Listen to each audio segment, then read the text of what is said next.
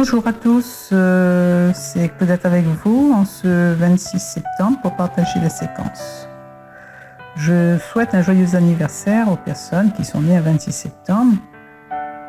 Et en ce jour, l'Église fête les martyrs Saint-Côme et Saint-Damien. Donc bonne fête à toutes les personnes qui se prénomment Côme ou Damien. Donc Saint-Côme, anciennement Cosme, patron des chirurgiens, né en Arabie, pratiquait la médecine en Cilicie, ainsi que son frère Damien, lui qui est saint patron des pharmaciens. Ils souffrirent ensemble le martyre sous Dioclétien en 303.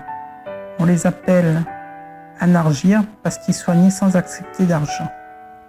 Donc on les fête le 26 septembre, le 1er juillet en Occident et le 1er novembre en Orient. D'origine arabe, ils naquirent en Arabie et pratiquèrent la médecine dans le port maritime d'Égée, dans le golfe d'Alexandrette, puis dans la province romaine de Syrie. Pendant les persécutions de Dioclétien, Côme et Damien furent arrêtés sur l'ordre du préfet de Cilicie, un certain Lysias, dont c'est la seule initiative connue. Il leur ordonna d'abjurer sous la torture. Selon la légende, ils restèrent fidèles à leur foi, en dépit de toute une série de tortures affreuses auxquelles ils restèrent insensibles. Finalement, ils furent décapités. Donc voilà, écoutons un chant à l'Esprit Saint et laissons Dieu nous envahir de tous ses dons. Donc envahis ce lieu de Gerdis Charles. Bonne écoute à vous.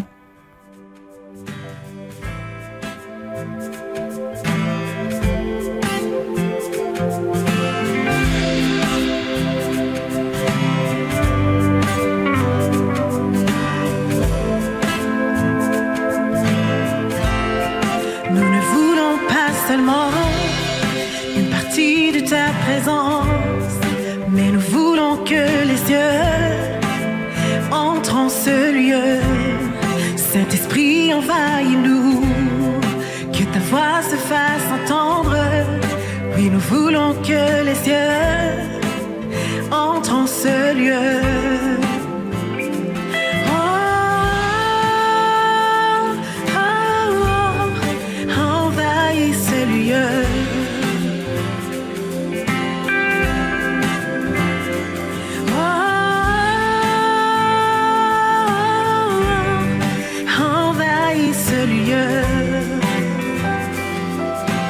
Nous ne voulons pas seulement une partie de ta présence, mais nous voulons que les cieux entrent en ce lieu. Saint-Esprit, envahis-nous, que ta voix se fasse entendre. Et nous voulons que les cieux entrent en ce lieu. Nous ne voulons de ta présence, mais nous voulons que les cieux entrent en ce lieu. Saint-Esprit, envahis-nous, que ta voix se fasse entendre. Et nous voulons que les cieux entrent en ce lieu.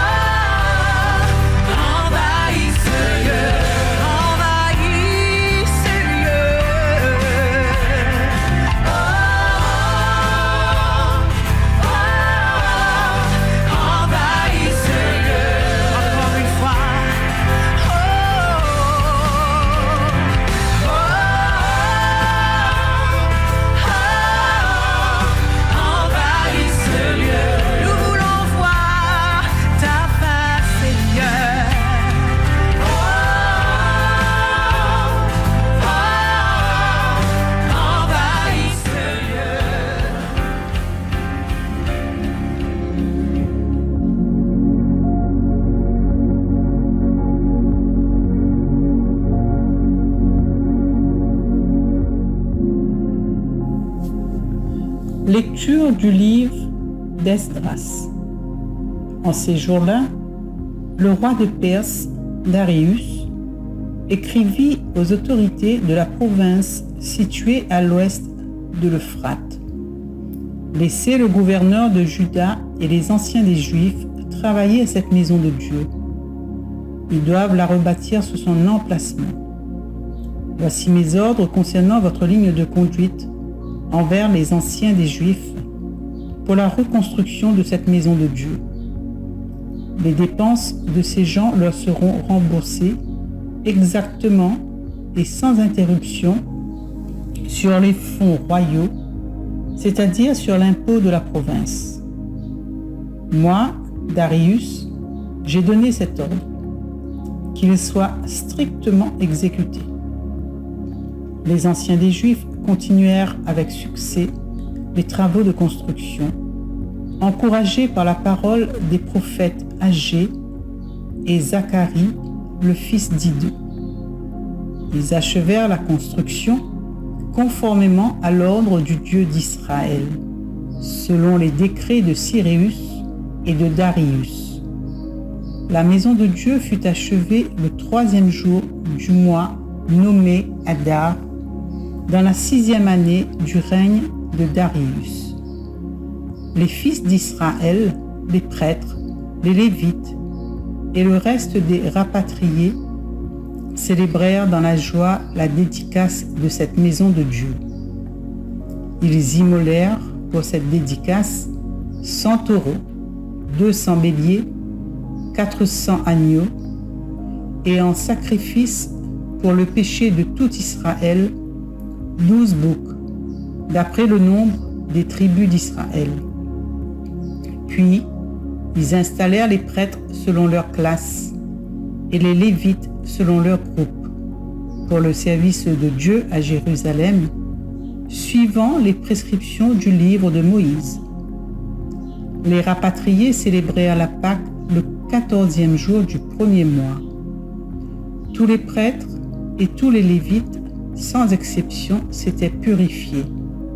Tous étaient purs. Ils immolèrent donc la Pâque pour tous les rapatriés, pour leurs frères, les prêtres, et pour eux-mêmes. Parole du Seigneur.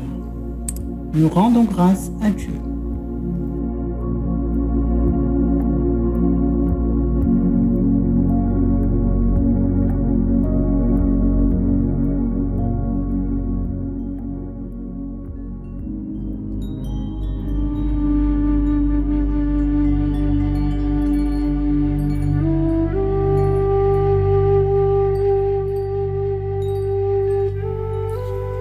Commentaire du livre d'Esdras. Dans ce livre, Darius écrit aux autorités de la province et demande de laisser le gouverneur de Juda et les anciens des Juifs travailler à cette maison de Dieu. Ils doivent la rebâtir sur son emplacement. Il a donné l'ordre de reconstruire le temple et il veut que cela soit strictement exécuté. Donc les travaux sont exécutés avec succès par les anciens des Juifs, encouragés par la parole des prophètes Agé et Zacharie, conforme à la volonté de Dieu. La maison de Dieu fut achevée dans la 6e année du règne de Darius et une dédicace de cette maison fut célébrée. Donc il est important ici de distinguer ces deux classes, d'une part ceux qui bâtissent et d'autre part les prophètes. Ces deux sortes de services ne peuvent jamais être confondus. Celui qui bâtit ne peut assumer les fonctions d'un prophète. Pas plus qu'un prophète ne peut échanger son manteau de prophète contre une truelle de maçon. C'est pourquoi l'apôtre dit « Or, ayant des dons de grâce différents, selon la grâce qui nous a été donnée, soit la prophétie, prophétisons selon la proportion de la foi, soit le service, soyons occupés du service. » C'est en Romains 12, 6, 7. Le travail de celui qui bâtit consiste à poser des pierres sur le fondement. C'est en fait quelqu'un dont Dieu se sert par la prédication ou l'enseignement de la parole pour rassembler les âmes et les amener comme des pierres vivantes jusqu'au fondement qui est Jésus-Christ. On peut le retrouver en 1 Corinthiens 3. Un prophète non seulement encourage le peuple à travailler plus dignement en lui communiquant la pensée de Dieu, mais éprouve aussi toute chose par sa parole. Un prophète met la conscience en présence de Dieu. Maintenant donc, en éveille le sens de la responsabilité et dispensant les conseils, la répréhension ou l'exhortation selon les besoins du moment. Il parle, poussé par l'Esprit Saint. Aujourd'hui, bien sûr, par le moyen de la parole écrite, mais guidé par l'Esprit pour choisir la parole adaptée au cas. Ainsi, les anciens d'Israël travaillaient et les prophètes prophétisaient. Et il est aussi rapporté qu'ils prospérèrent par la prophétie. La raison en était évidente. Le Saint-Esprit agissait avec puissance, d'abord par les prophètes, ensuite en éveillant dans le cœur de ceux qui bâtissaient un écho à la parole de Dieu, tel que la présentaient les prophètes. Du début à la fin de l'histoire du royaume, le peuple prospéra tant qu'il écouta la voix de ses prophètes. Et d'un autre côté, toutes sortes de conséquences désastreuses s'ensuivirent lorsqu'il méprisa ses exhortations et ses avertissements envoyés du ciel. Et il n'en est pas autrement dans l'Église de Dieu. Toutes les fois que ceux qui édifient sont attentifs aux prophètes, qui exposent et appliquent la pensée de Dieu telle qu'elle est révélée dans sa parole, ils prospèrent. Ils font œuvre durable et en reçoivent eux-mêmes de la bénédiction. Mais s'ils ne prennent pas garde aux conseils et aux avertissements divins, et qu'ils agissent suivant leurs propres pensées, ils ne font que corrompre l'œuvre à laquelle ils travaillent en y introduisant du bois, du foin et du chaume au lieu d'or, d'argent et de pierres précieuses. Cette œuvre paraîtra peut-être plus belle aux yeux des hommes, mais elle devra subir l'épreuve du temps. Et le Seigneur est seul juge de la véritable valeur d'un service. Dorénavant, il n'y eut plus d'interruption, car les fils d'Israël continuèrent leur travail jusqu'à son achèvement. Et comme le souligne soigneusement l'Esprit de Dieu, ils achevèrent selon l'ordre du Dieu d'Israël et selon l'ordre de Cyrus et de Darius. Tout se fit donc dans l'obéissance à Dieu et avec la permission des autorités terrestres auxquelles, pour la volonté de Dieu, ils étaient assujettis. Quel privilège béni pour ces hommes d'avoir travaillé de la sorte. Et, on peut bien ajouter, quel honneur pour ces monarques des nations d'être ainsi associés et de servir à l'exécution des desseins de Dieu. Sans aucun doute, et c'est une leçon à ne pas négliger, les noms des rois sont ainsi mentionnés pour montrer, notamment, la valeur que Dieu attache à l'obéissance aux autorités établies. La seule limite, comme on l'a déjà fait remarquer, c'est quand ces autorités, celles qui existent, cherchent à imposer leurs droits dans le domaine où Dieu est souverain. Dès l'instant où les autorités humaines sont en conflit avec les droits de Dieu sur nos âmes, leurs prescriptions deviennent pour nous nulles et non avenues. Mais sauf dans ce cas, Acte 4:19, le croyant doit toujours se soumettre aux autorités ordonnées de Dieu. Romains 13. Donc, frères et sœurs, soyons comme ces bâtisseurs, obéissons à la parole de Dieu. Laissons-nous guider par l'Esprit Saint. Il est toujours à l'œuvre pour nous aujourd'hui, pour nous montrer le chemin. Nous savons que la parole est vivante et vérité. Amen.